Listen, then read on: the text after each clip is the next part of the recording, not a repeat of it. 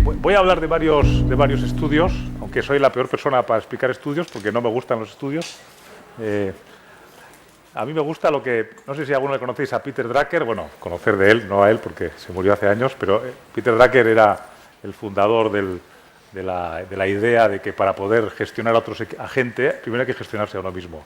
Y es el que empezó a teorizar sobre el self-management. Y él siempre decía, era un maestro maravilloso, nada que ver conmigo, tío que enseñaba de verdad muy bien y que la gente iba a sus clases y alucinaba. Y al salir de las clases siempre le decían, joder, qué de cosas has aprendido y tal, y qué de cosas van a...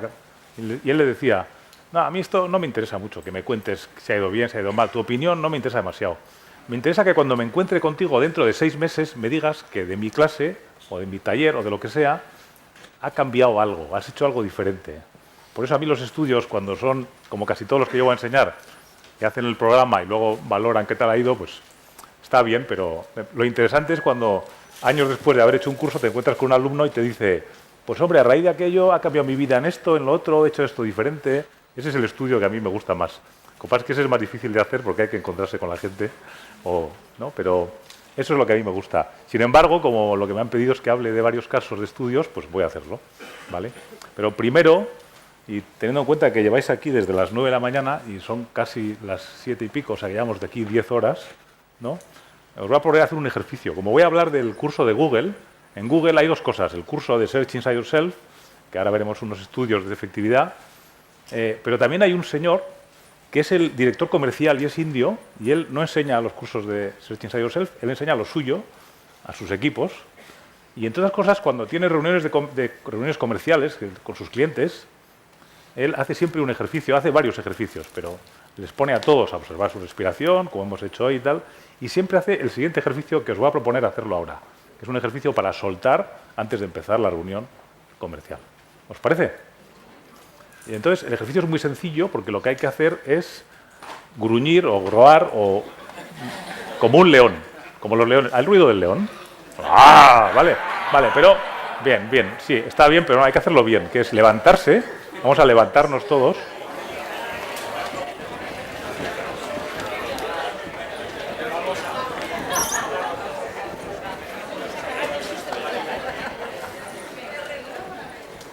Como veréis, es un ejercicio que te permite vaciar la cabeza para poder entender lo que vamos a explicar ahora, que es muy complejo. Entonces vamos a vaciar y olvidarnos todo lo que habéis aprendido durante el día y cosas de días anteriores también.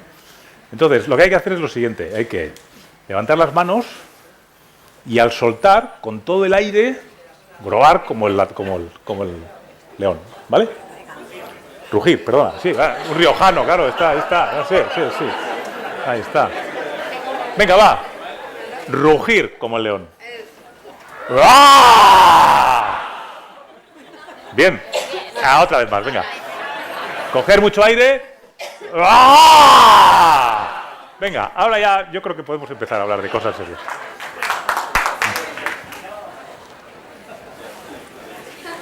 Ups. Está complicado el micrófono con esto. No lo hagáis con micrófono. Bueno, voy a presentar varios estudios. Los voy a presentar rápido porque primero que casi todo esto está por internet, lo buscáis y los que voy a enseñar luego están en la página de Potential Project y estos en la página de Silly creo que también están. No sé si igual expresados, pero más o menos los resultados son parecidos. Bueno, en Silly se han hecho varios estudios. Este es el estudio en los cursos propios de Silly. ¿Alguien ha estado en algún curso de Silly? Alguno por aquí, a ti ya te conozco, sí. El año pasado hubo uno en Madrid que hicimos y, bueno, pues el de Madrid se hizo luego te llegaría seguramente una encuesta. Este es el resultado de esas encuestas. Son encuestas que se hacen a veces antes del curso y luego siempre se hace una después y se compara qué es lo que ha ocurrido, ¿no? Entonces, bueno, hay bastantes datos porque llevan muchos cursos y se han hecho en muchos países, con lo cual la base estadística es bastante buena y lo que se hace son 31 preguntas. Todas son de percepción, de lo que yo siento. No, claro, aquí no hay una medición objetiva, que es de lo que luego me gustaría hablar, ¿no? Y bueno, está todo en inglés, pero básicamente lo que se hace es preguntar 31 preguntas y se valora desde poco o mucho, la típica valoración de 1 a 5, y vas contestando. Y los resultados, que es lo importante, es esto, ¿no? Lo primero es el estrés, la reducción del estrés, antes del programa, después del programa. cuánto estoy desgastado emocionalmente, cuál es mi desgaste emocional, antes del programa, después del programa, se reduce bastante.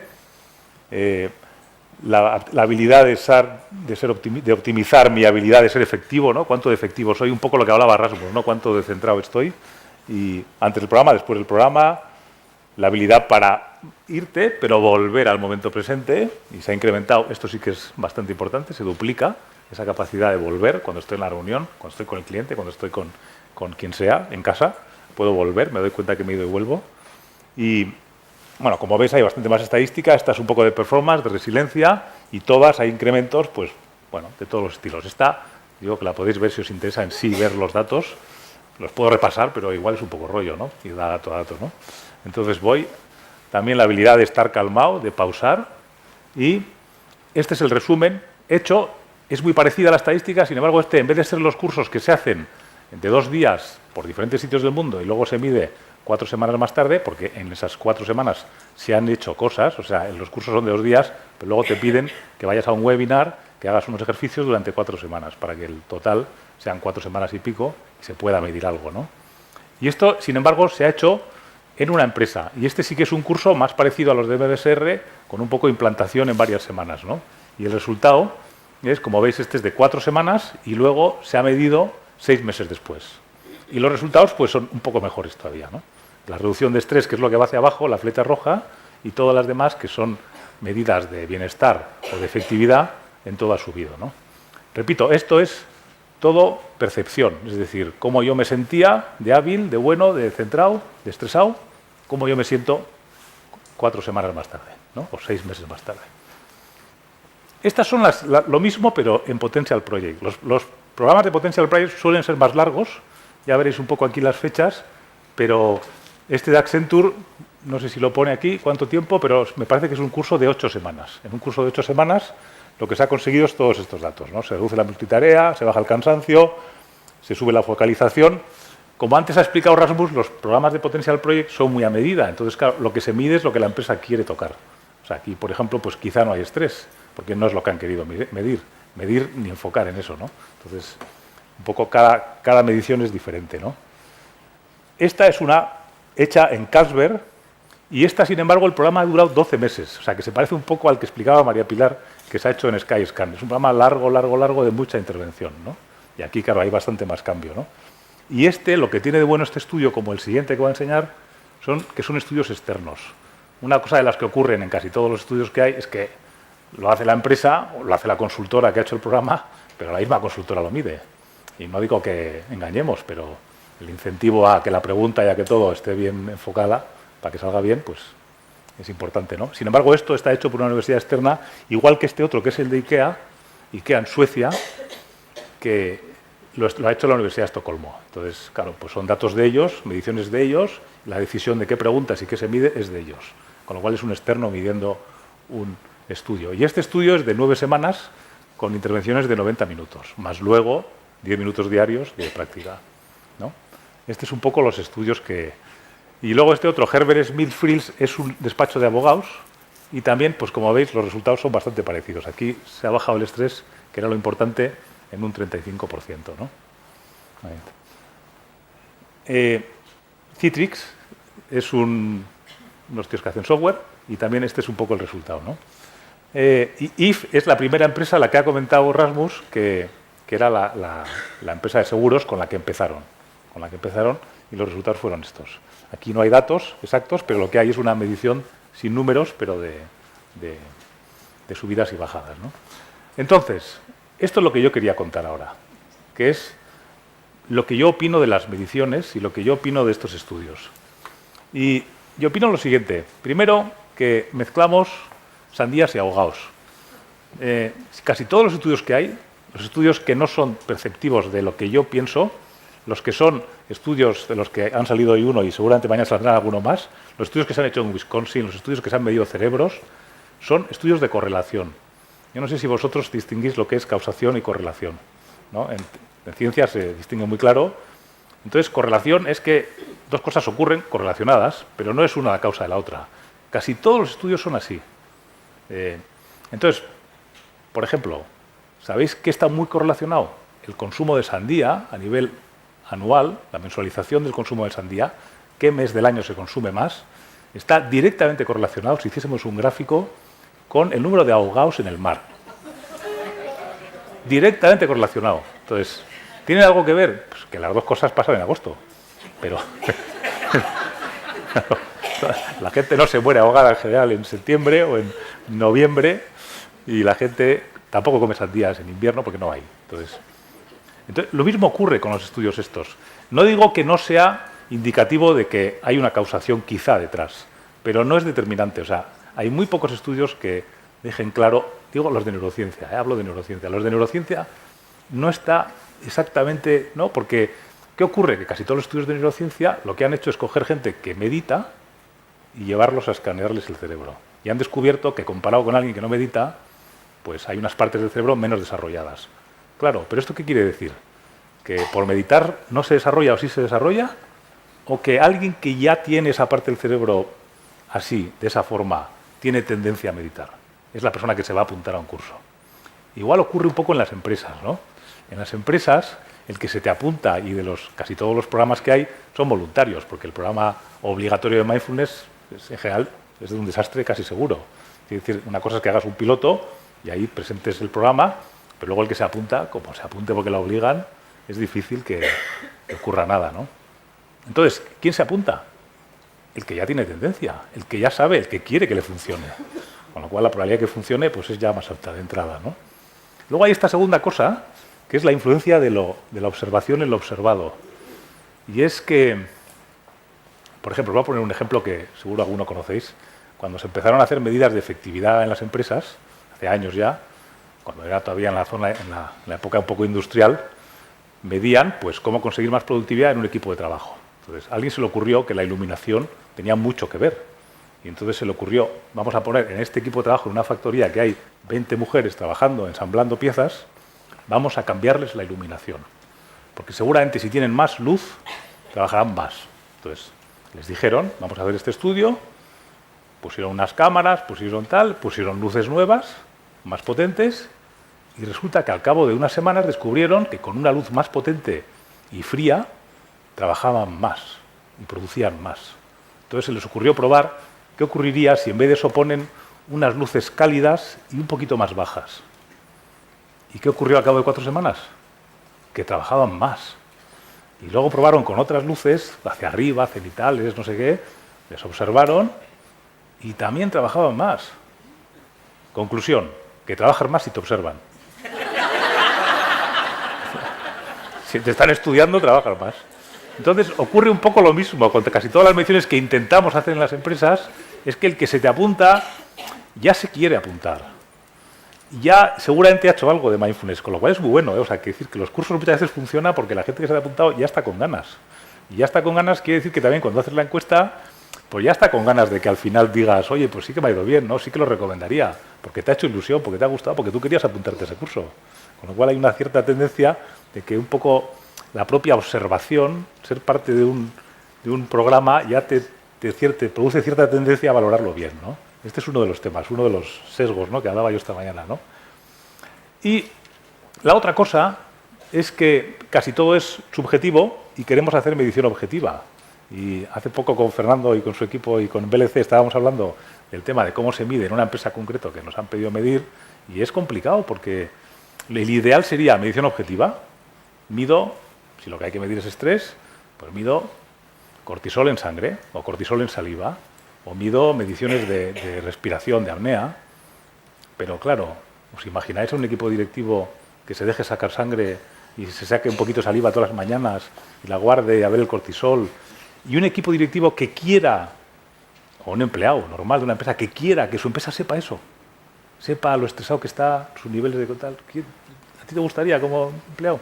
Entonces, este es el problema que hay, que intentamos medir cosas objetivas y es muy complicado, porque la empresa no quiere, la empresa igual sí, pero el empleado no le va a gustar, y entonces medimos cosas subjetivas, que está muy bien, que medir cosas subjetivas en psicología se lleva muchos años haciendo y se consigue medir muchas cosas, y eso es un poco lo que medimos.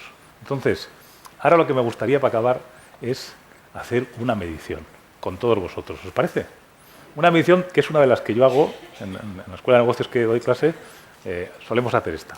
Como es una escuela de negocios, no les importa hacerla. Pero ahora veréis, cuando os ponga las preguntas, si vosotros, como empleados, os gustaría que en la empresa sepan la respuesta a estas preguntas. Ahora os lo voy a poner. Pero bueno, hacerla, ¿eh? Es decir, son dos diapositivas, os voy a poner la primera, vais rellenando el numerito, lo apuntáis, sumáis, y cuando ya esté todo el mundo, pasamos a la segunda, ¿vale?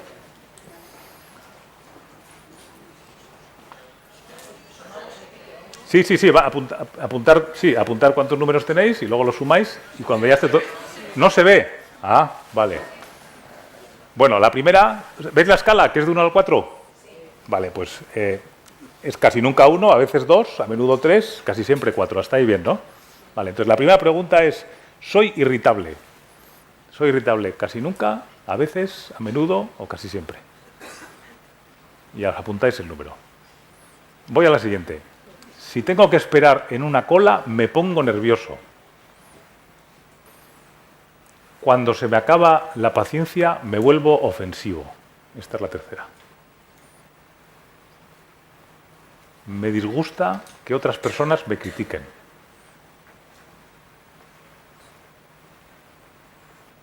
En el coche necesito hacer señales con las luces para descargar la ira. Claxon también vale, ¿eh? Claxon o gritos también vale. O gestos obscenos de esos. Mi tiempo libre está repleto de actividades. Sí, tengo la sensación de que mi tiempo libre está repleto de actividades.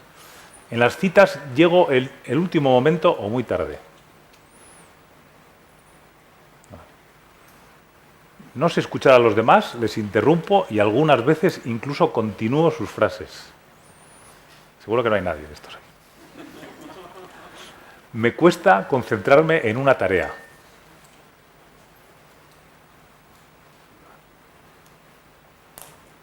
Vale, ¿estamos todos? Vamos a la siguiente página.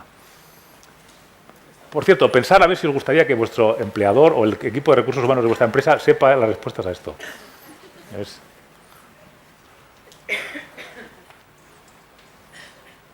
Vale, estoy inquieto sin saber por qué. Estoy inquieto sin saber por qué. Y esta que viene ahora es complicada. Dedico a Internet, email, WhatsApp, todas estas cosas, más tiempo del que desearía. Siguiente. Por la mañana me siento hecho polvo, incluso aunque haya dormido 7 horas. Me he soltado una. Ah, ves, poca atención.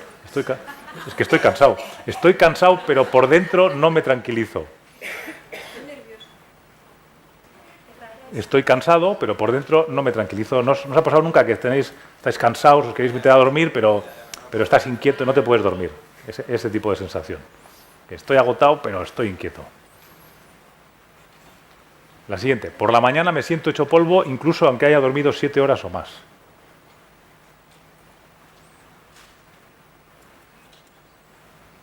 Me preocupo por si mi corazón no está del todo bien.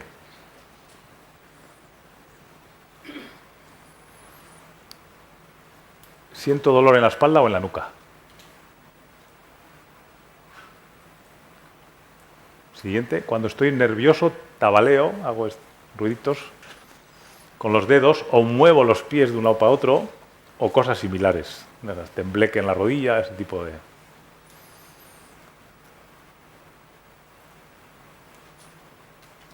Uy, se me ha colado otra, ¿no?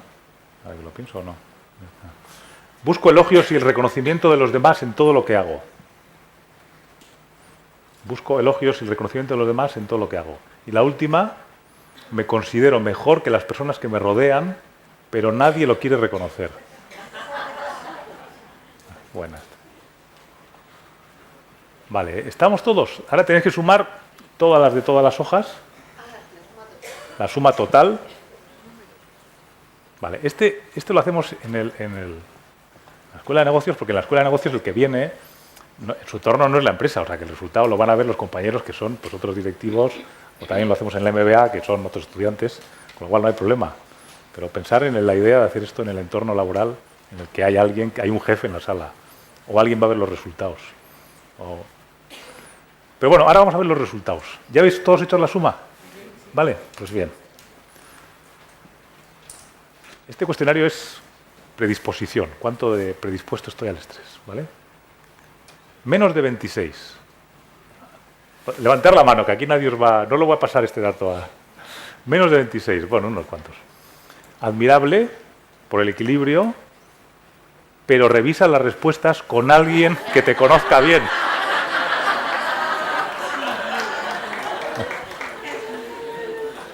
Ahí está los... Vamos a la siguiente. Entre 26 y 38, unos cuantos, ¿no? Afrontas estresores de manera habitualmente positiva, bastante bien, pero a veces negativa. Así que asegura la recuperación. Esta idea que antes hablaba con alguien, de, ¿no?, que en el mundo laboral pensamos que es un maratón, trabajamos con idea de maratón, y no, hay que trabajar en pico, recuperación, O sea que trabaja la recuperación, ¿no? Está bien, aguantas el estrés, pero... Entre 38 y 52. Unos cuantos hay aquí. Elevados rasgos que pueden llevarte al desgaste psicofísico. No digo más, con esto ya. La última no voy a preguntar si hay alguien aquí, pero... Ahí está, esta... Háztelo mirar, ¿no? Tal vez excesiva autocrítica necesita reevaluar tus actitudes y tus hábitos. ¿Vale? Pues ya está.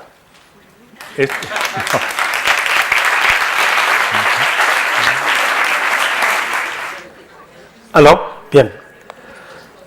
Bueno, les comparto un poco la realidad nuestra del instituto y además quizás voy a ampliar un poquito el contexto de lo que está ocurriendo hoy día o de última generación en Estados Unidos en lo que significa evaluar comportamiento, sobre todo. El tipo de trabajo que nosotros hacemos no implica evaluaciones biomédicas, pero sí aspectos de comportamiento en el contexto de la empresa.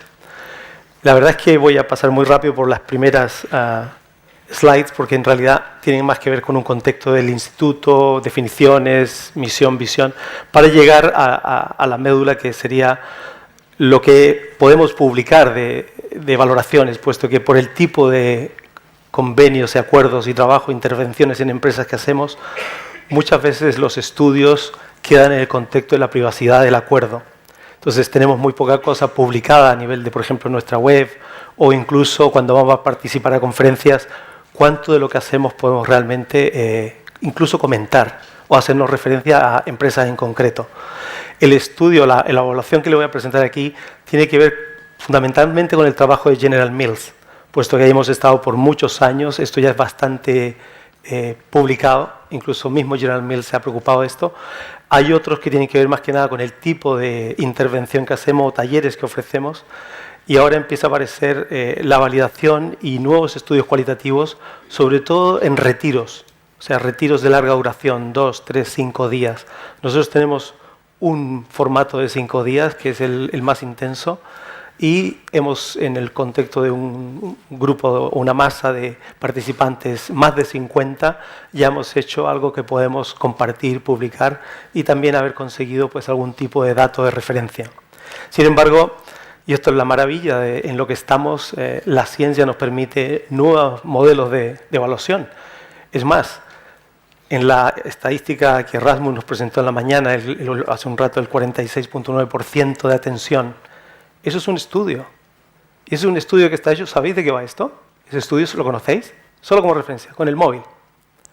Ese estudio se hizo con un móvil, una población de casi 20.000 personas, múltiples preguntas en el transcurso de un día. Se llegó a tener una masa crítica de 600.000 en un universo poblacional en Estados Unidos solamente, pero muy diverso, que da una sensación de lo que podría ser el mundo occidental. Y ahí podrá gente que también diga, bueno, esto no es España, o esto no es Alemania. Pero el estudio es interesante por lo que empieza a darnos de pistas. Usamos tecnología, usamos otros recursos muy, muy nuevos, que si nos quedamos con lo que hemos estado haciendo por años, por los estudios vienen de aquí, la primera persona no me dice nada y el método científico es siempre tercera persona, yo creo que por primera vez, si aquí preguntamos en esta sala y nos vamos de esta reunión y todos nos sentimos mejor, esa es la realidad que yo vivo. Eso es el estudio. Incluso estamos llegando a esta conclusión.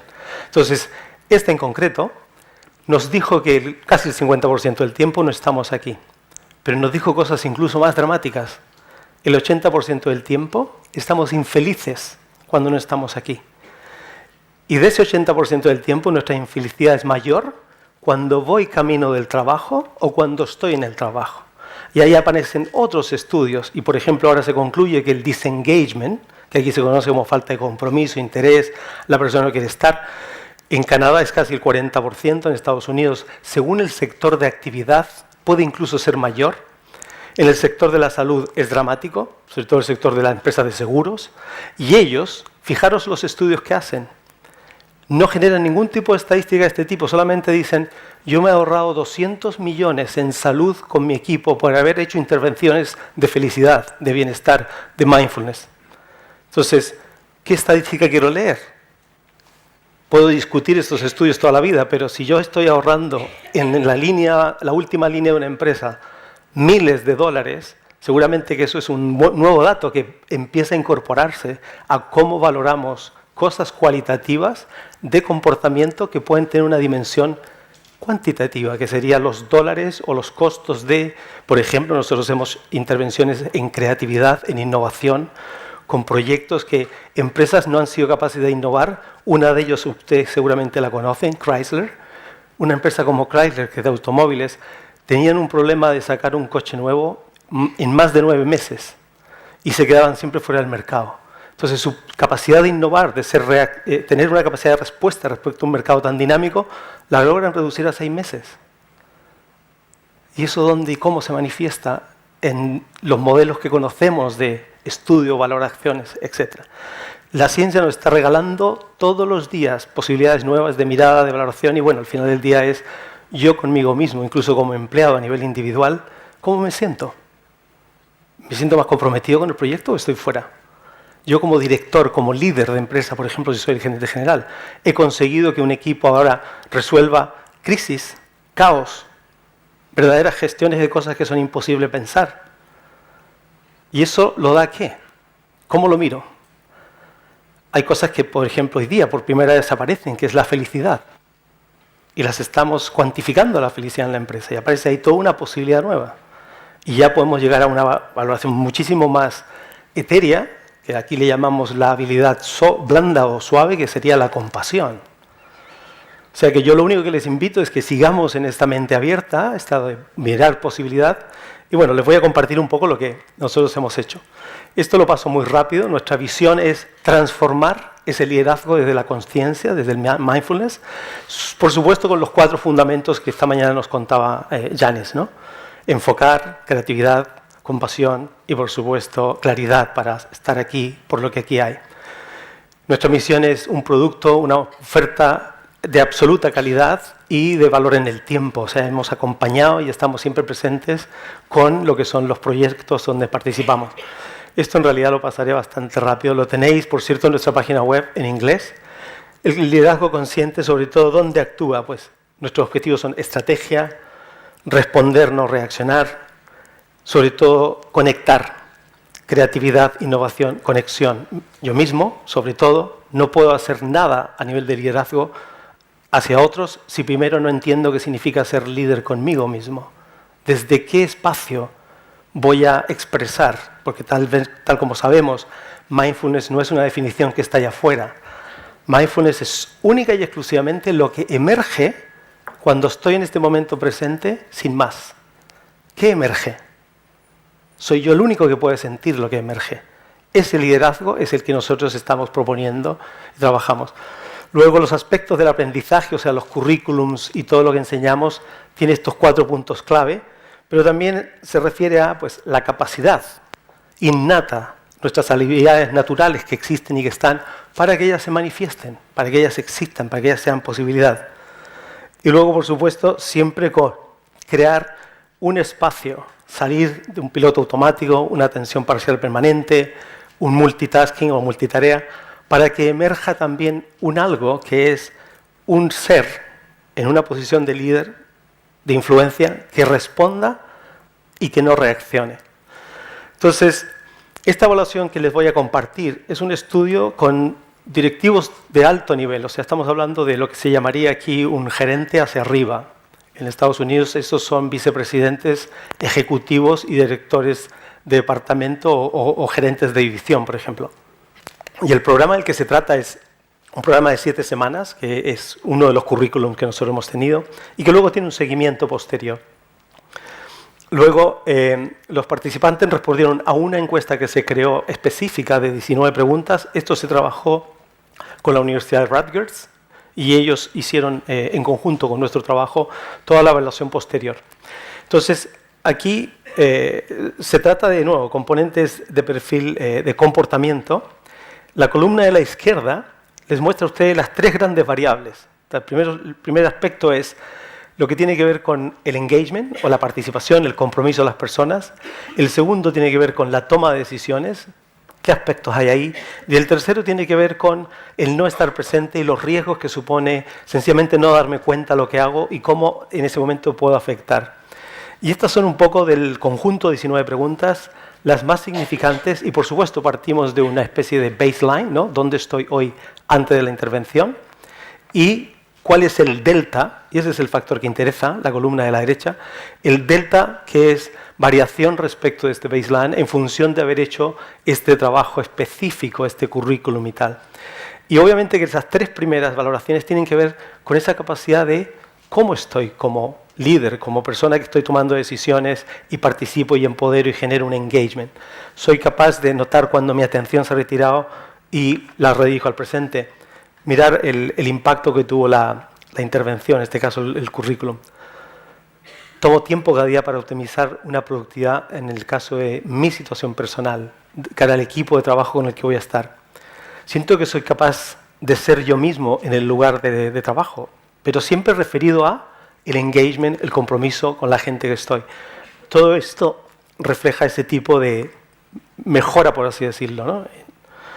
En lo que es el segundo, hablamos de lo que tiene que ver con la capacidad de toma de decisiones.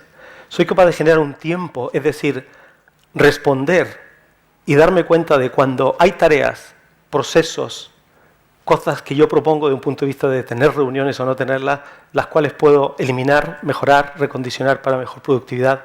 También hay un momento importante. Puedo responder con claridad, incluso ante baja o muchísima presión. Hablamos de temas de estrés, piloto automático, cuando no estamos, cuando no nos damos cuenta. Y luego, cuánto he disminuido ese no estar atento, no estar presente, sobre todo cuando me apresuro a completar cosas, si estoy sencillamente haciendo lo que se llama un check-in en el día, ¿cuántas veces nos damos cuenta de que sencillamente tenemos que mover el papel, tenemos que responder, tenemos que decir algo? No somos capaces, no entendemos que una de nuestras habilidades a lo mejor es no hacer nada. Tener la suficiente integridad y vulnerabilidad para que, si estamos hablando de líderes, de personas que son directores ejecutivos, que muchas veces tienen que siempre decir lo que se haga, puedan decir, yo hoy día no sé más. Es mejor que nos sentemos en una ambigüedad y estiro esta situación el tiempo que haga falta. Y la última es, me encuentro haciendo cosas sin prestar atención, pues también hay una reducción importante. Eso es el resumen de estas 19 preguntas, que son las que responden al estudio en concreto del programa, el currículum de 7 semanas que hicimos, sobre todo con ese equipo en General Mills. Esto está publicado en inglés en nuestra web, incluso las preguntas, y hay un poco más de detalle de lo mismo. Y lo otro es una evaluación que hicimos del currículum que tenemos de 5 días. Y aquí tenéis el comentario que nos hicieron a este currículum 80 participantes. Esos son bastantes intervenciones, puesto que nuestro taller de 5 días, generalmente el grupo no es más de 20 personas, puesto que es un taller de mucha profundidad, un trabajo bastante intenso y dedicado. Y los comentarios ahí fueron, el programa tuvo un impacto positivo en mi capacidad para realmente crear ese espacio respecto a la innovación. Luego el programa me impactó una capacidad para escuchar a mí mismo y a otros, estar con las personas en las que en este momento, en este sentido, son un equipo de colaboradores. Y finalmente, el entrenamiento tuvo una diferencia positiva en mi capacidad de pensar estratégicamente, o sea, cómo y de qué forma genero una posibilidad para planificar, pensar estratégicamente, valorar y ponderar. Eso es lo que hoy día puedo compartir. Por supuesto que en los trabajos en los que estamos, generalmente yo creo que antes de fin de año vamos a tener cosas nuevas y diferentes por proyectos en los que estamos que sí vamos a poder compartir en este sentido a través siempre de nuestra página web. Esto en realidad es no relevante, es un text message que nos vincula y que les invita pues, a tener relación con el instituto. Muchas gracias.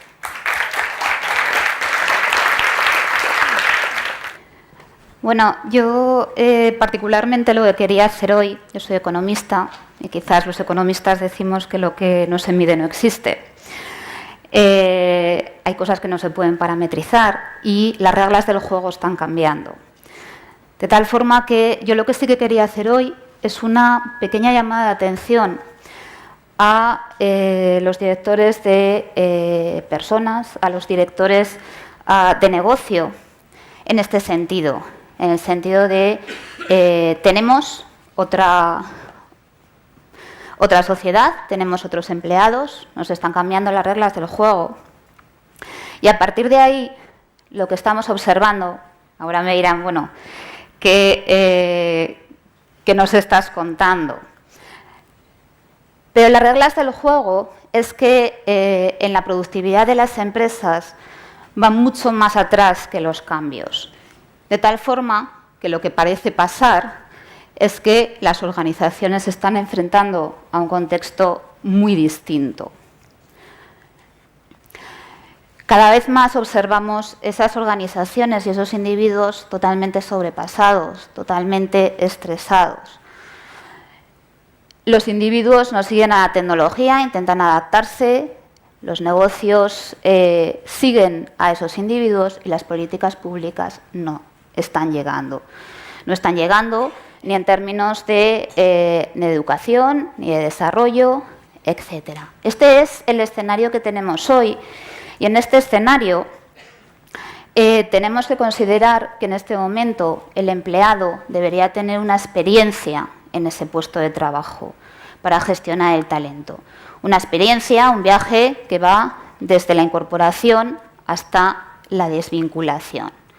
Si vamos a encuestas que hacen potentes consultoras sobre tendencias en recursos humanos, de hecho la última de Deloitte es una encuesta en la que se intervienen 140 países de diferentes sectores, diferentes tamaños de organización y observamos que hay una preocupación sobre las nuevas tendencias en gestión de talento, en gestión de personas. De hecho, esas son las tendencias que en el año 17 empiezan a aparecer cuando hablamos de personas. Hablamos de una organización distinta, hablamos de una organización que llamamos ágil y que tiene que ver con esa atención, con ese cambio de creatividad, de innovación, pero sobre todo tenemos un tema de adquisición de talento, de experiencia del empleado y de liderazgo.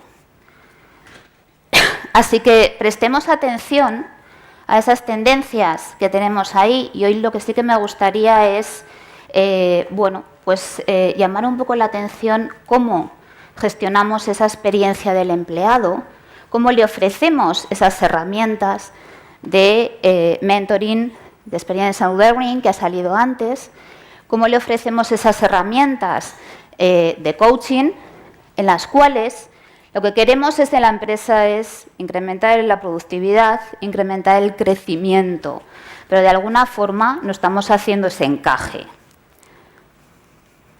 Permítanme que resalte el caso de España, es decir, la encuesta de Deloitte es a nivel internacional. Si tomamos la muestra de 235 directivos que han respondido a la importancia, en este caso de España, como pueden observar, la adquisición de talento aparece en segundo lugar. Con lo cual, ¿qué estamos haciendo?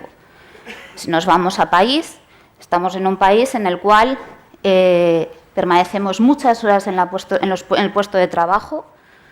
Si nos comparamos con la ECD, somos poco productivos. Por lo tanto, algo estamos haciendo mal con las personas en las organizaciones. Esta es una gráfica de efectivos poblacionales. ¿Qué está pasando? ¿Qué es lo que observan ahí? Lo que están observando es que por tramos de edad, los efectivos entre 26 y 45 años se están reduciendo, los efectivos entre 46 y 61 años están aumentando. ¿Qué es lo que está sucediendo? Que tenemos en este momento en las organizaciones en España empleados de distintas generaciones, desde Baby Boom, Generación X, Generación Y y Millennials. Pero no es el dato estadístico.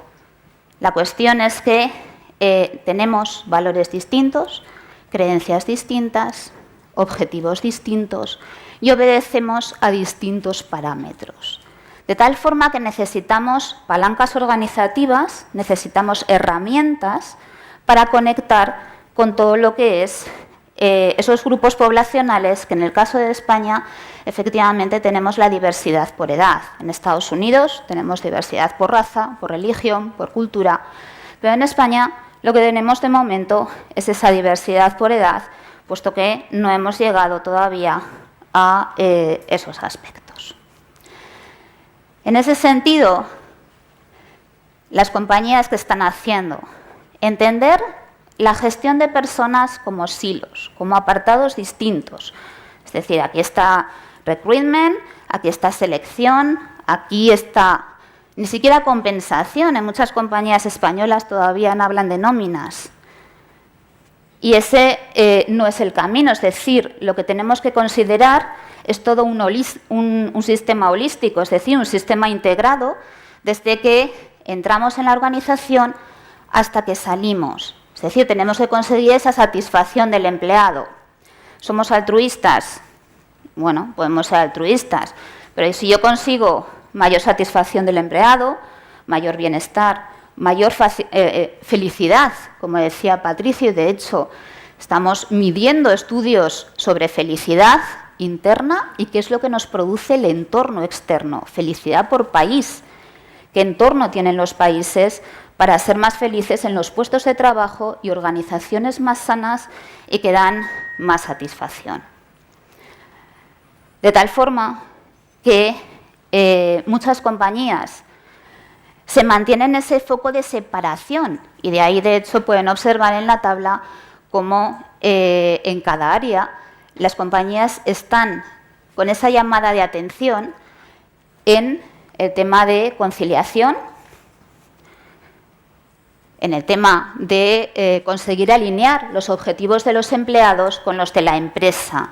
¿Y eso cómo se consigue? Con compromiso. Pero el compromiso se mide y el compromiso se puede medir muchas veces a través de políticas de compensación.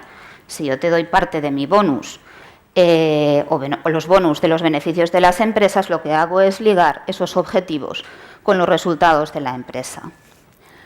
Y entendiendo y usar lo que cada vez estamos denominando más como el pensamiento lateral, el pensamiento crítico en las organizaciones.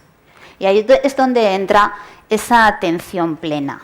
De hecho, en economía se está desarrollando toda una línea correspondiente a la economía de la atención. Para los que no son economistas, la economía, por decirlo de una forma muy sencilla, se basa en la oferta y la demanda y tenemos una serie de bienes que son escasos. La atención es uno de ellos en las organizaciones. Es difícil de parametrizar, como decíamos, pero todos esos estudios van dirigidos a conseguir esas prácticas de alto rendimiento y conseguir palancas organizacionales que me produzcan ese bienestar en los empleados. ¿Cómo conducimos todos esos aspectos? A través del liderazgo. Un liderazgo que ha cambiado. Es decir, ya no tiene cabida en las organizaciones un liderazgo autoritario, un liderazgo de seniority, es decir, hemos llegado aquí. Por lo tanto, estamos hablando de un líder que básicamente está orquestando esa red. Una red en la que pone pasión, una red de compasión, de comportamientos, como ha salido antes. Es decir, vamos a medir ese comportamiento y no solo con estudios de clima, sino cuál es ese compromiso y cuál es el impacto en la organización. De tal forma que lo que conseguimos a partir de ahí son organizaciones ágiles a través de una mentalidad ágil. ¿Qué supone eso? Una organización solo es competitiva si se puede adaptar muy rápido a los cambios del entorno, que es lo que está sucediendo en este momento. Y para eso necesitamos esa atención de carácter pleno. De hecho, Bishop define el mindfulness no solo con atención plena, sino también a través de esa capacidad de aproximarse a experiencias de orientación, de curiosidad, apertura, aceptación. ¿Qué supone esto? Emprendimiento corporativo, liderazgo en el puesto de trabajo a partir de esa atención en puesto de trabajo. Victoria Swisher dice, bueno, vale, esta mentalidad ágil y esta organización ágil, que pasa por estructuras mucho más dinámicas, por redes en las cuales esa jerarquía, bueno, deberíamos funcionar ya mucho más por proyectos, que de alguna forma esa idea va a ir cambiando, esa idea del trabajo para toda la vida que en España tenemos tan arraigado. Al final pasa por un autorreconocimiento, por un autoconocimiento, y ha salido antes con el tema de Drucker. Difícilmente podemos gestionar equipos si no sabemos gestionarnos a nosotros mismos y no nos conocemos. Y desarrollar pensadores críticos en las organizaciones con un objetivo, la agilidad de los resultados, es decir, resultados más cambiantes en los cuales las organizaciones están pidiendo este tipo de orientación. Estas compañías de alto rendimiento o en los que desarrollamos estas formas de enriquecer al empleado con esa confianza en los líderes, con oportunidades de crecimiento, con entornos mucho más positivos de trabajo, se consolidan en trabajos de investigación en los cuales se están viendo esas correlaciones entre el compromiso organizacional y el performance organizacional. Quizás permítanme una acepción, porque cuando nosotros en España pensamos en performance organizacional o en resultados organizacionales, solo pensamos en resultados financieros y económicos, pero si vamos un poco más allá, esos resultados organizacionales incluyen resultados del empleado en términos de satisfacción, bienestar y felicidad. ¿Por qué? Porque se traducen en parámetros que sí podemos medir, en disminución de absentismo, en incremento de esa satisfacción, que sí que tenemos parametrizados con productividad y con calidad. Tenemos índices de bienestar en el puesto de trabajo e igualmente índices de felicidad, en el que consideramos tanto mediciones de carácter interno, esas percepciones que decíamos, pero no podemos olvidar que estamos en un entorno. En las organizaciones, durante las sesiones a las que al menos yo he podido asistir, bueno, pues he escuchado cómo el mindfulness se basaba en, o se ha desarrollado la técnica.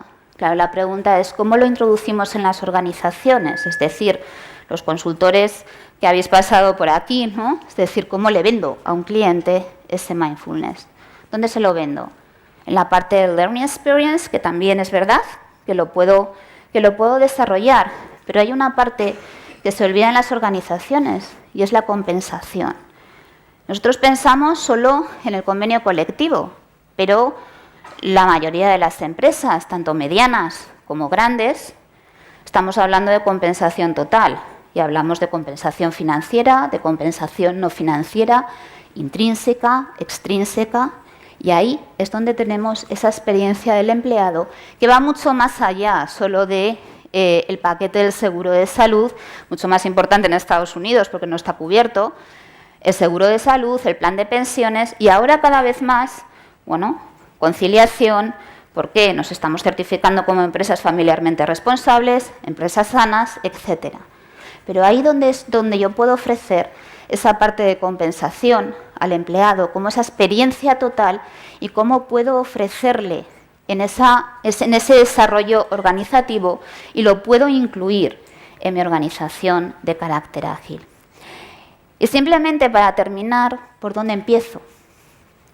Bueno, pues empiezo por entender que mis empleados tienen una experiencia entera, holística, que tenemos que tener desde ese plan de acogida hasta esa desvinculación, que la compañía usa herramientas para medir comportamientos, para alinear los cambios. Pensemos solo en todas las adquisiciones y en todas las fusiones. El gran reto es cómo gestionamos los cambios.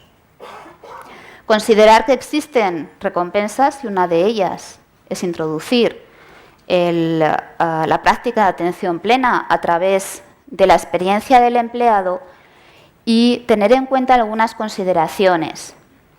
Miremos fuera, es decir, miremos esas best practices que estamos viendo durante toda la sesión. Consideremos el impacto cultural.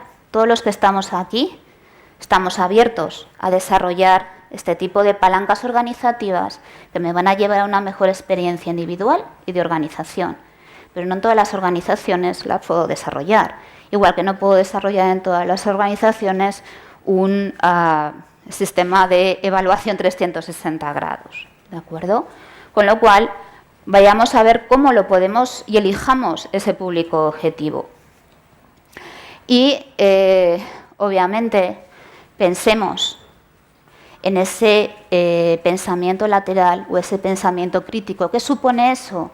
Olvidar ese piloto automático que tanto hemos hablado durante estas sesiones. Es decir, centrarnos en mi tarea, yo soy líder de mi trabajo y como consecuencia puedo llegar a mejores resultados que puedo medir en las organizaciones. Y esto es lo que les quería mostrar hoy. Muchas gracias por su atención y a cualquier cuestión que tengan, encantados de atenderles. Este es mi correo electrónico y bueno, es un placer poder haber compartido este rato con ustedes. Muy bien. Pues muy buenas tardes, soy el último. Me toca actuar en este momento. Muchas gracias a mis queridos colaboradores y amigos que han venido también anteriormente y ponentes que estáis aquí. Primero me voy a definir, me defino por una cosa que yo llamo mi currículum de vida, que no es mi currículum vitae, yo no tengo títulos. Mi currículum de vida es, soy palentino, soy psicólogo, soy empresario, soy leonardino, seguidor de Leonardo da Vinci, y soy tintinólogo, uno de los pocos españoles que tengo el título de tintinólogo, especialista en Tintín. ¿Y qué hace un tío como este aquí hablando de mindfulness? Pues no lo sé. Pero lo que sí quiero es comentaros una emoción, un raciocinio y una historia. Primero una emoción, cuando yo empecé a estudiar los temas de mindfulness hace 5 años con mis compañeros de BLC, y una de las cosas que me llegó es que fue útil para mí. Como fue útil para mí, dije, tengo que saber cómo es útil para las empresas. Siempre estoy, como buen empresario, pensando en las empresas y cómo esto puede ser útil a las empresas. De ahí surge un raciocinio que me lleva desde hace mucho tiempo pensando que las empresas lo están viendo como una moda. Y me da mucho miedo, porque igual que el coaching, hace ahora 16 años yo publiqué un libro sobre coaching, y me acuerdo que me preguntaban, ¿esto es una moda? Yo dije, no, no es una moda, porque esto está dentro de la forma de entender la relación humana. Creo que el mindfulness tiene que estar dentro de las organizaciones. ¿Qué pasará el día que todos los empleados estemos formados en mindfulness y siga habiendo organizaciones que no sean mindful? Ese es el racional que me preocupaba. Y por eso lo primero que hice fue pues, contar una historia.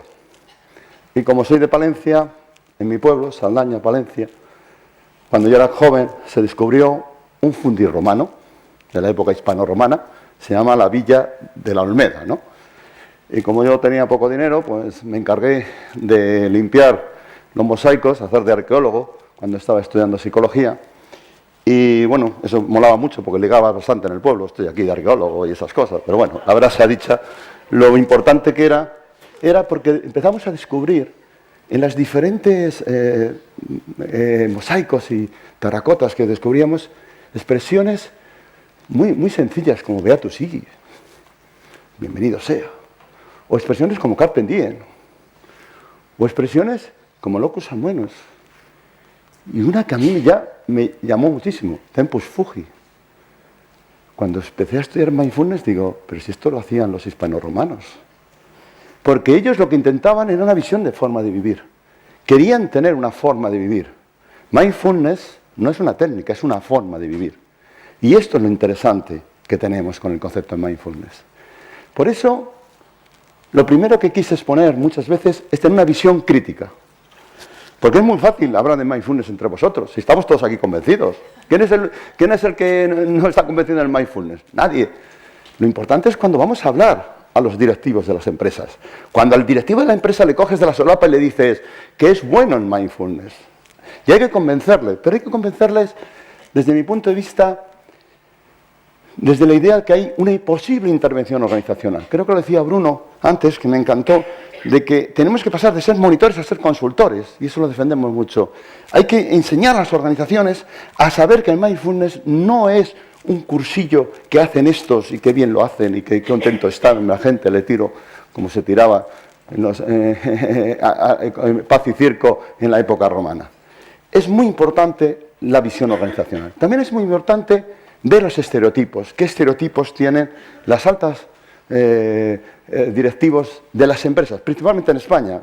Yo trabajo aquí en España mucho y obviamente estamos todo el día hablando claramente con los directivos españoles.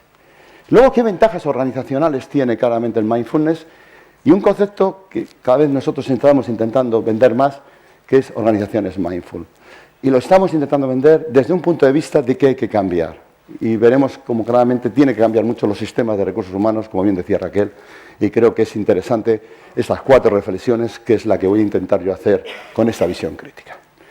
Pero primero vamos a ver qué es lo bueno que tiene el mindfulness. Pues fijaros, lo más importante es el nombre. Yo cuando digo esto, dice, bueno, está aquí el cantera contando chorradas. Pero es verdad, porque mindfulness no es una técnica, es un estado. Es decir, tú puedes aprender meditación, puedes aprender técnica, pero mindfulness lo que aprendes es un estado, es una forma de estar. Es una forma de sentirte en la vida. Si no me sale una presentación, yo no me pongo nervioso. ¿Por qué me voy a poner nervioso? Os lo digo directamente. No me está saliendo, me estoy poniendo nervioso. Es un estado. Y esa ventaja del nombre es lo que tenemos que distribuir a las diferentes organizaciones.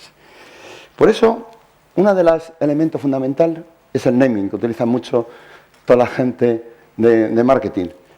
El naming, al llamar mindfulness, hemos empezado a vender cursos a las organizaciones. Yo llevo por lo menos 10 años intentando vender gestión de estrés y nadie me lo compraba. Porque todo el mundo decía, bueno, mi empresa genera estrés. Bueno, mi empresa no genera estrés, ni de nada.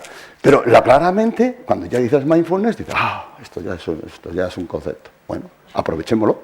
Me pasó igual con el coaching. Cuando empezamos a vender coaching, yo decía, si esto lo hemos hecho toda la vida los psicólogos, pero bueno, ahora es coaching. Sí, estamos haciendo coaching. Vale, bien, vale. ¿Me lo compras? Vale, comprado. Segundo, ¿qué pasará cuando las personas que han estado en mindful y las empresas sigan igual? Fijaros, hace poco en una empresa del IBEX 35, estaba con el director general, unos resultados de una encuesta de engagement que no había por dónde sujetarlo, y el director general aguantaba la presentación. Pues mira, falla esto, de los 25 áreas de recursos humanos, 23 en negativo, bueno, una cosa de esta bonita, ¿no? Y salta el director general, pero estamos haciendo curso de mindfulness. Bueno, lava conciencias, ¿no? No, claramente tenemos que ir más allá. No podemos quedarnos por el bien de lo que podemos hacer en las organizaciones con el mindfulness, no podemos quedarnos simplemente en acciones formativas o en acciones de personas voluntarias dentro de la propia organización. Y aquí yo hablo mucho de la actitud Víctor Frank. Todos, también se ha mencionado, Víctor Frank para nosotros nos ha marcado mucho. Pero hay una cosa que a mí me preocupa, que es una ventaja a nivel individual. Claramente, coger tu estímulo, coger tu respuesta. Pero hay que derribar a los nazis, ¿Qué quiero decir con esto? Que tenemos que intervenir en las organizaciones, que no me vale solamente los cambios personales. Por mucho que cambies las personas y no cambias los sistemas, no se puede llevar. Lo decía Raquel y luego lo veremos. Si tú no cambias un sistema de compensación en una organización y tienes a unos vendedores con un sistema de comisiones agresivo, puedes hacer mucho mindfulness. Las personas pueden tener mucha tranquilidad, pero el sistema es pernicioso per se. Tenemos que saber cambiar también, hacer consultoría para poder cambiar los sistemas. Y aquí hay otro problema, que es que muchas veces lo encaminan dentro de una solución de salud laboral, como un curso de respiración o de dolor de espaldas. Yo digo, ese es un camino que tenemos un inconveniente, que es que nos quedemos solamente en el concepto de salud laboral y no en los sistemas de gestión. Tenemos que evolucionar a los sistemas de gestión para poderlo cambiar. Porque el cambio del entorno es un cambio personal, es un cambio organizacional y ojalá un cambio social, que es un cambio de estar de una forma diferente, más presente y más atento a lo que pasa en el día a día. En ese sentido, esa visión crítica, yo siempre digo, si vamos a una traducción o a una definición clásica de mindfulness, que ya sabéis que tiene 3 grandes áreas: prestar atención al momento presente, en el cual claramente vivir plenamente y consciente de tu día a día para la parte individual, y aquí hay un concepto que a mí me encanta, que es que las organizaciones tenemos que vivir el presente. Todo el mundo estamos ahogados en nuestras historias organizativas, pero es peor, estamos ahogados con el presupuesto de futuro. Entre el presupuesto y la historia, ¿cuándo vives el presente? Me decía hace poco un director general, hemos conseguido el mejor año, pero el 2 de enero ya estamos preocupados claramente de los resultados del siguiente año. Yo decía, pues hay que hacer mindfulness organizacional, no podemos hacer otra cosa. Idénticamente igual, hay otro tema que a mí me preocupa mucho, de forma deliberada, elevar a la conciencia nuestras sensaciones, entender y dedicar tiempos organizativos, mindfulness, procesos mindfulness, feedback, desarrollo, innovación, meter un concepto que a mí me encanta, esto me lo dijo una persona hace poco, buscar organizaciones calmadas, buscar calma en las organizaciones. Y por último, otro tema que a mí me encanta, lo de emitir juicios, dejar que la mente está habitualmente catalogando la realidad en el tramo individual, pero fijaros en el tramo, estamos obsesionados con el benchmarking, con el compararnos continuamente. Es mucho más vivir tu realidad sin tener en cuenta solo, hay que tener en cuenta, tu entorno. Ese trasvase del mindfulness individual al mindfulness organizacional es en el que yo creo que está la primera reflexión que os quería hacer llegar.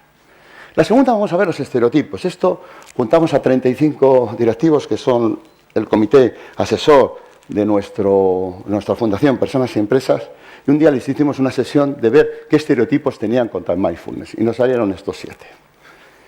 El primer estereotipo que salió, quitar el olor a incienso, lo decía antes mi compañero José Luis Catalina, no es una moda oriental. Yo les hablaba de esto de los hispanos romanos, en el cual en un momento dado la gente claramente tenía mindfulness y vivía en una situación diferente y sin tener claramente una visión. O habéis visto un monje en un determinado monasterio si no vive en mindfulness. Es decir, que no hay que irse solamente a la visión oriental. Ya sabéis, por ejemplo, David Mitchell dice que Buda y el Departamento de Psicología de Harvard opinan lo mismo, con la atención plena.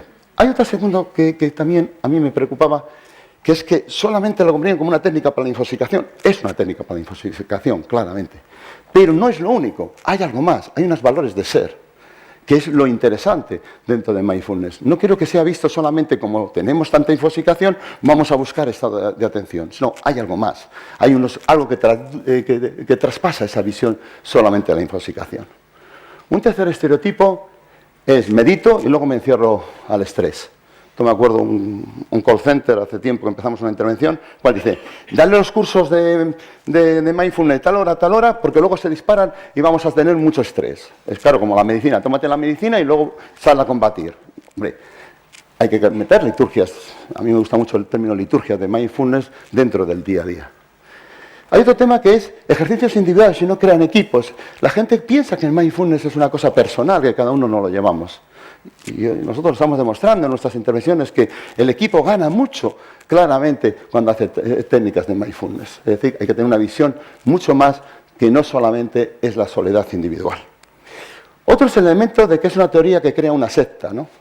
Yo siempre digo lo mismo. ¿Y respirar qué es? Es decir, esto parece que es una secta y no, es una visión personal que tenemos cada uno de los que estamos trabajando en mindfulness. Concepto de neurociencia. La empresa no compra el concepto de neurociencia todavía. Lo ve muy bien, pero no lo entiende. Y muchas veces lo que decimos de que el mindfulness tiene una estructura cerebral, cambia y configura nuestro cerebro, que es una realidad, ellos lo entienden como algo lejano. Y yo creo que muchas veces apelar al argumento de neurociencia nos aleja claramente de la realización de la gestión. Y por eso mismo el tema de la felicidad, que aquí ha salido. El tema de la felicidad es muy debatido por los directivos, porque dicen, yo tengo la responsabilidad de la felicidad. Yo siempre digo lo mismo, no tiene la responsabilidad de la felicidad. La felicidad es una cosa individual, libertad de felicidad. Pero sí que la felicidad hay que propiciarla, hay que crear ambientes propiciatorios. Y eso es donde claramente está. Estos estereotipos que salieron hay que combatirlos. Y si combatimos los estereotipos y vemos todo, vamos a ver qué ventajas tenemos. En un estudio que se está haciendo también en la Fundación, y os avanzo un poco, hay 12 áreas donde hay que analizar claramente la rentabilidad que tiene o la ventaja que tiene el mindfulness. Y es más allá de la productividad. Hay 3 ratios siempre de productividad, que es asentismo, rotación y rendimiento, que todos los conocemos.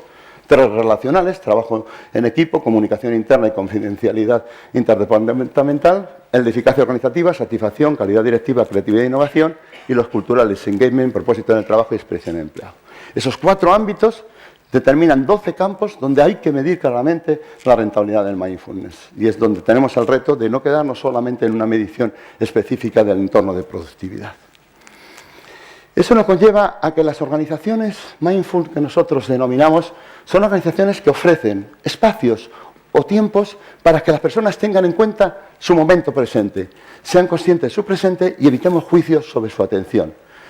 Y aquí sale donde hay que trabajar para que una organización sea mindful. Lo primero que hay que trabajar es en el horario. Yo soy vicepresidente también de la Asociación Española de Regulación de Horarios, que ahora hemos hecho un sello que se ha puesto en marcha hace 2 semanas, que llamamos horarios racionales, y estamos atacando muchísimo el concepto de horario en España. Creo que es uno de los grandes problemas que tenemos claramente para conseguir ser mindful. No vale hacer curso de mindfulness y luego tener unos horarios infernales. Eso para mí es totalmente contradictorio. Hay que tener flexibilidad horaria. El segundo es el tema de la presencia. El smart working, el teletrabajo y el trabajo en cualquier sitio, el smart working, nos da claramente una conciliación 360 grados. Y esto es lo que nos facilita, pero también nos dificulta, porque cada vez tenemos más claramente atados a un multidispositivo a ver la información. Con lo cual hay que tener protocolos claramente de desenganche. Y esos protocolos de desenganche es que no estén la gente totalmente atada al día a día, al momento, y que un jefe es libre de su propio tiempo, pero nunca del tiempo de los demás. Ahí hay mucho trabajo en este momento entre horario y presencia. ¿Qué más hay que trabajar en una organización? Obviamente el liderazgo. Yo estoy en contra del liderazgo consciente, perdonar, he escrito varios artículos sobre el tema. Yo creo más en el liderazgo auténtico, lo que te sale del corazón, lo que te sale en cualquier momento dado. Creo que la autenticidad es el futuro del liderazgo y cada vez más apreciamos a líderes más auténticos. Alguno tan auténtico como el Trump, ¿vale? Pero es auténtico, ¿eh? Autenticidad, pero auténtitico. La autenticidad es lo que vende. Hay que ser auténtico, ¿vale? Y ese es un concepto que, si queréis, no es el caso de este congreso, podemos trabajarlo.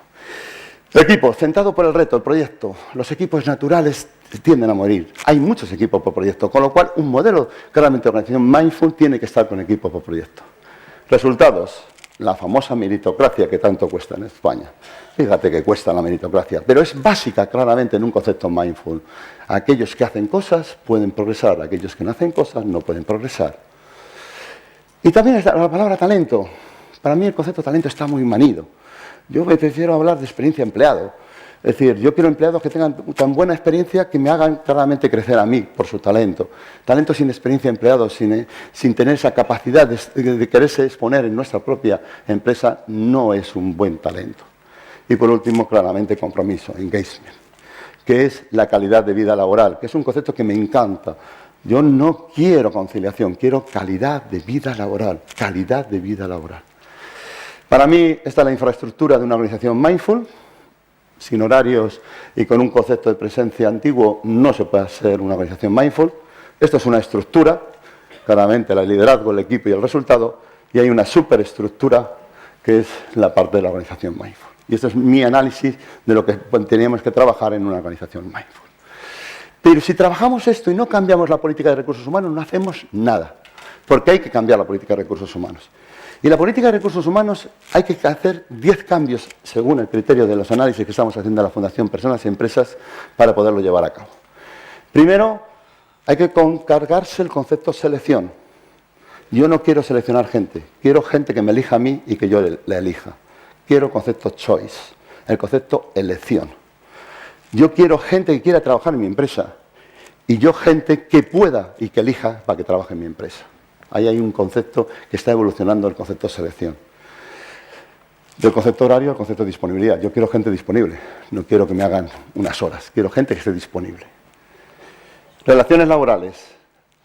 ¿Colectivas o relaciones laborales individualizadas? Esto es un reto y el otro día con los sindicatos tuve otra charla que podéis imaginar que no me llamaron de todo, pero claramente yo hablaba de las relaciones laborales individualizadas, porque claramente es lo que hay que entender para claramente tener una situación mindful. Compensación estandarizada, lo decía Raquel, o compensación flexible personalizada, el famoso CFP, que para mí es una práctica de recursos humanos que tenemos que exteriorizar en este momento y muy profundamente. De estructura organizativa, dinámica por proyectos, el modelo de proyectos frente a las estructuras organizativas existentes. Evaluación de rendimiento a la evaluación del VAE, el valor añadido de empleado. Este es un concepto que se está desarrollando muchísimo, en el cual yo no evalúo solo el rendimiento, sino lo que este empleado supone en la empresa. Puedes que tengas más rendimiento, pero culturalmente eres básico para que la empresa funcione. Hay muchos conceptos de valor añadido de empleado que están evolucionando el concepto tradicional de rendimiento. Del desarrollo de talento a variedad de experiencia de empleado. Si tú quieres tener talento, muéveles. Que tenga variedad, que no tenga obsolescencia de conocimientos ni obsolescencia de competencias. Si una persona lleva 20 años haciendo el mismo puesto, tiene obsolescencia seguro de competencias y seguro de conocimiento. De salud laboral, la calidad de vida laboral, de formación de personas a entornos de aprendizaje continuo y de encuesta de clima laboral a voz del empleado con feedback continuos y finalmente por entornos multidispositivos. Estas 10 tendencias es las que reflejan claramente que hay que cambiar. Por lo tanto, hay que tener claramente organizaciones, digamos, no solamente trabajar en mindfulness individual, también en mindfulness organizacional. Hay que combatir esos estereotipos, hay que ver las ventajas y hay que tener una organización mindfulness. Y para acabar, como empecé, pues con mi historia de conclusión, si quieres que mindfulness no sea una moda, y creo que tenemos que luchar todos los que somos convencidos en mindfulness para que no sea una moda, hay que combatir los estereotipos de los directores, hay que investigar y mostrar la ventaja más allá de la productividad. No nos metamos en la lógica de la productividad, porque si te metes en la lógica de la productividad, estás claramente encaminado a no poder dar buenos resultados. Y hay que cambiar los procesos de recursos humanos para crear una organización mindful. Eso significa que no vale hacer buenos cursos de mindfulness, sino cambiar por entrenamiento a las personas, sino hay que ayudar a que las organizaciones superen su visión de control, organización, y que generen claramente que no veamos el mindfulness como un fin, sino claramente como una mejora individual que se convierte en un medio para el cambio organizacional. Y como decía al principio, ¿qué es lo que tenían los romanos? En cada una de las tenían unas termas, que era un sitio para hacer mindfulness básico. Fijaros en esto, voy a hacer publicidad en mi pueblo, en Saldaña, Palencia, uno de los mejores fundis romanos que se han descubierto en todo el mundo. Además de tener termas para la gente de la familia, de la Gran Villa, tenían termas para todos los criados. Todo el mundo tenía sus horas de termas. Además, también se descubrió cosas muy curiosas, como que todo el mundo tenía el mismo retrete. Bueno, pero eso es otro tema que no viene a caso. Pero lo que es interesante es esa filosofía, claramente, que tenía el mundo romano, el Romanorum Vitae de la Villa Romanas. Que fruto de eso sale una cosa que para mí es mi lema del mindfulness, que es una expresión súper nuestra, súper española, que es que me quiten lo bailado.